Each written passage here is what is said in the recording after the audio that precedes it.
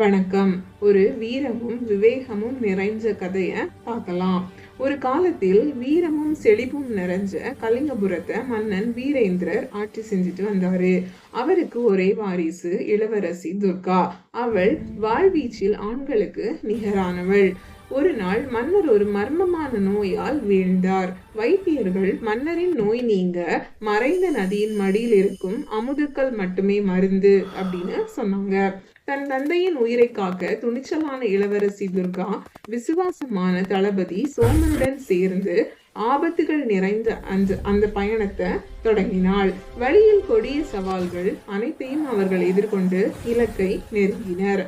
அவர்கள் அமுதக்கல்லை அடையும் தருணத்தில் சோமன் துர்காவை தடுத்தான்.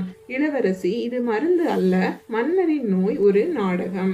இந்த அமுதக்கல் என்பது எதிரிகளை ஒரே அடியில் வீழ்த்தும் பழங்கால திவ்யாஸ்திரத்தின் தொழில்நுட்ப வரைபடம்.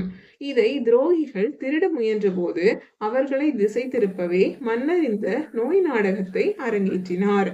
ரகசியத்தை உங்களிடம் பாதுகாப்பாக ஒப்படைக்கவே உங்களை அனுப்பினார் அப்படின்னு சொன்னான். தந்தையின் விவேகத்தை உணர்ந்து துர்கா சிலிர்த்து போனாள். அவள் வரைபடத்தை பயன்படுத்தியும் தன் மதியை கொண்டும் திவ்யாஸ்திரத்தை மீண்டும் செயல்பட வைத்தாள். அவளது அசாத்தியமான புத்திசாலித்தனமும் வீரமும் இணைந்து அந்த ரகசிய ஆயுதத்தை கையாள்வதில் அவளுக்கு வெற்றியை அளித்தது. வெகு விரைவிலேயே பல போர்களில் தொடர் வெற்றிகளை குவித்த துர்கா தேசத்தை அபாயத்திலிருந்து மீட்டாள். அவளது வீரத்தை கண்ட மன்னர் வீரேந்திரர் மகிழ்ச்சியுடன் துர்காவுக்கு முடிசூட்டி கலிங்கபுரத்தின் மன்னராக பிரகடனப்படுத்தினார். இந்த கதையிலிருந்து நாம தெரிஞ்சுக்கிறது, எப்போதும் நேரடியான ஒரு போராட்டத்தை விட விவேகமான திட்டமிடலும் மறைமுகமான நகர்வுகளுமே பெரிய ஆபத்துகளில் இருந்து நம்மளை காக்கும். இந்த வீர வரலாறு மேலும் பலரை சென்றடைய மறக்காமல் ஒரு லைக் கொடுத்து உங்கள் நண்பர்களுடன் ஷேர் செய்யுங்க.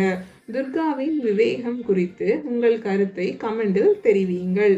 மேலும் பல அரிய கதைகளுக்கு சப்ஸ்கிரைப் செய்யுங்கள். நன்றி.